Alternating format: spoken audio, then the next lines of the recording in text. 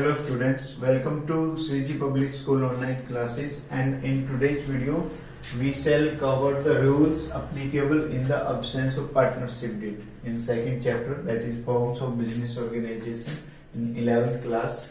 So our today's topic is rules applicable in the absence of partnership deed. If two partners prepare a partnership deed, they mention the various terms and conditions in that.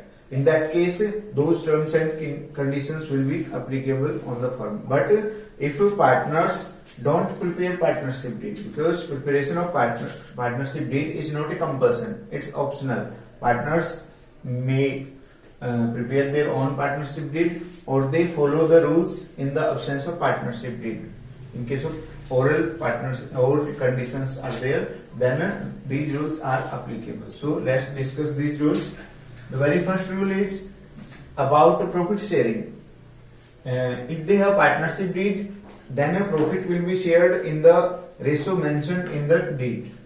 They may share the profits in capital ratios, they may share the profit equally, they may share the profit on some other basis. But if they don't have any partnership deed, in the absence of partnership deed, only profit will be shared equally. They have to share profit equally irrespective of their capital contribution. चाहे किसी ने कितने भी capital लगाई हो कम ज्यादा, but जो है इक्वल प्रॉफिट उनको बांटना पड़ेगा अगर उनका पार्टनरशिप डीड नहीं है तो.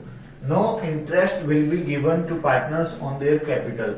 चाहे किसने कितनी भी कैपिटल लगाई हो, अगर उनका डीड नहीं है, पार्टनरशिप डीड नहीं है, तो किसी भी पार्टनर को उनकी कैपिटल पे इंटरेस्ट नहीं मिलेगा. अगर पार्टनरशिप डीड बनाते हैं तो कितना भी इंटरेस्ट रखें, 10%, 15%, 5%, कितना भी, बट अगर पार्टनरशिप डीड नहीं है तो किसी पार्टनर को कोई इंटरेस्ट ऑन कैपिटल नहीं मिलेगा. इसी तरह अगर कोई पार्टनर फर्म से ड्राइंग्स निकालता है, पर्सनल यूज के लिए पैसे निकालता है, कोई पर्सनल पेमेंट करता है फर्म के पैसे में से, तो उस ड्राइंग पे फर्म उस पार्टनर से कोई इंटरेस्ट चार्ज नहीं करेगी. In case of partnership deed is not there. अगर है पार्टनरशिप डीड तो कितना भी इंटरेस्ट ड्राइंग्स पे वो प्रोविजन रखे, उनकी मर्जी है.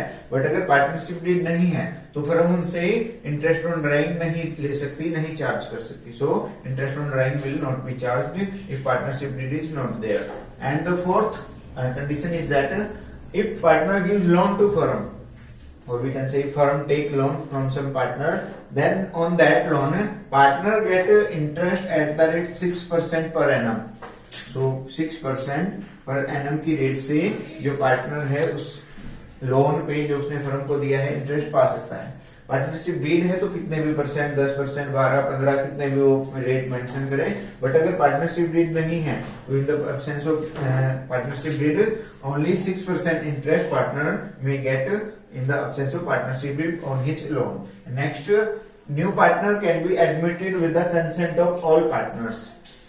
So, if all partners will be agree, only then the new partner can come. If any one of them is not agree, then the new partner cannot come. So, यही है, सभी partners agree होंगे तभी कोई नया partner आ सकता है.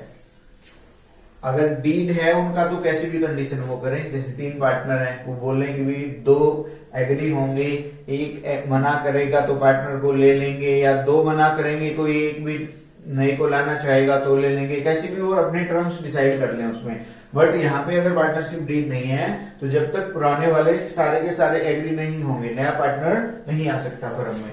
And the last provision is that no salary or commission will be given to partner. If partnership deed is not there, then no salary will be given or no commission or any other remuneration will be given to partner in the absence of partnership deed. If they have partnership deed, then they can mention any type of salary or commission up to any extent. But if partnership deed is not there, then they cannot get any salary or commission.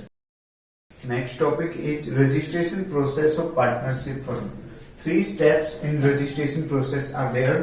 In first step, partners submit an application with the registrar of firms. In second step, they deposit the prescribed fee as well as stamp duty with the registrar.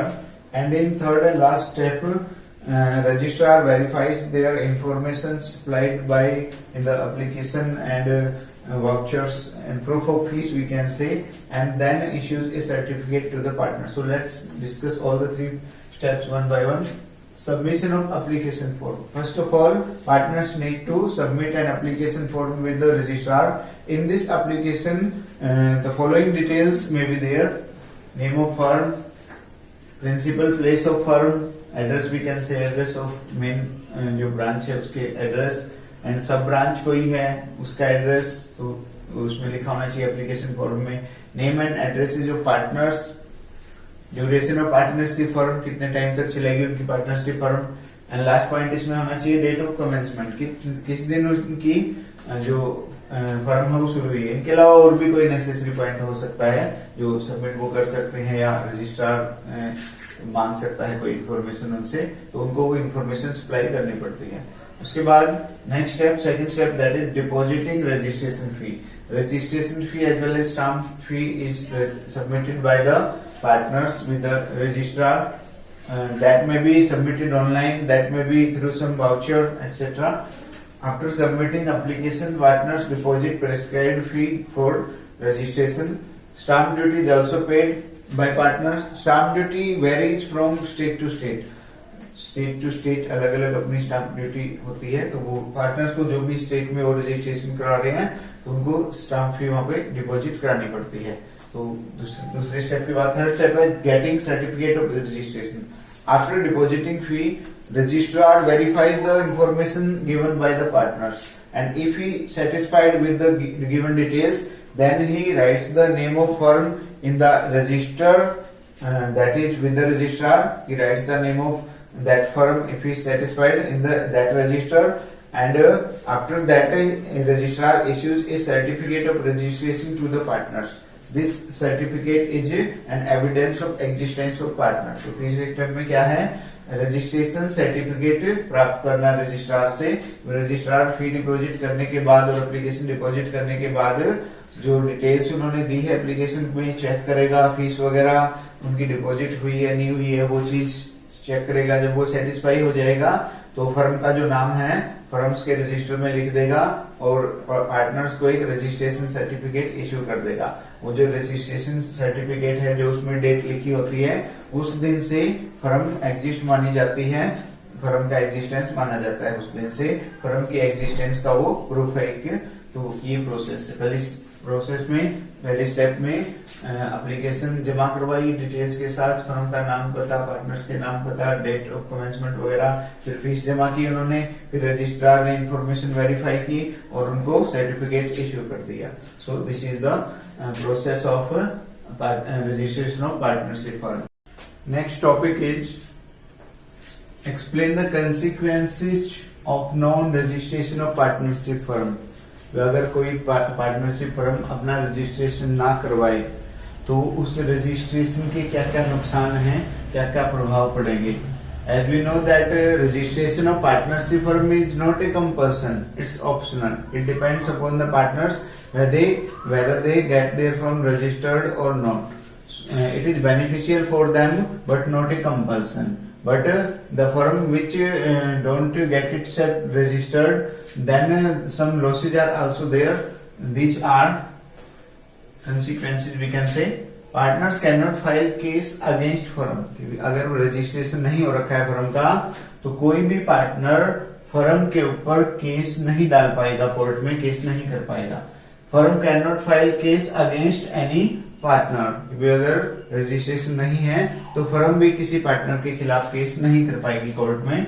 Partners can not file case against any outsider. तो partner किसी बाहर वाले व्यक्ति के खिलाफ या संस्था के खिलाफ भी केस नहीं कर पाएंगे अगर रजिस्ट्रेशन नहीं है. तो firm can not file case against outsider. Firm भी किसी आउटसाइडर के अगेंस्ट केस नहीं कर पाएगी अगर रजिस्ट्रेशन नहीं करा रखा है तो. And the last point is partners cannot file case against any other partner.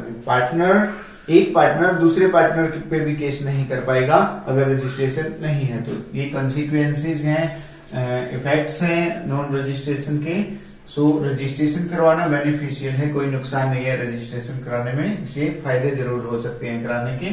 क्या क्या नुकसान होंगे अगर कोई नहीं कराएगा तो? पार्टनर फर्म के ऊपर केस नहीं कर पाएगा, फर्म पार्टनर्स के ऊपर केस नहीं कर पाएगी, पार्टनर्स बाहर वालों के खिलाफ केस नहीं कर पाएंगे, फर्म भी बाहर वालों के खिलाफ केस नहीं कर पाएगी और एक पार्टनर दूसरे पार्टनर पे केस नहीं कर पाएगा अगर रजिस्ट्रेशन नहीं है तो। Thank you very much.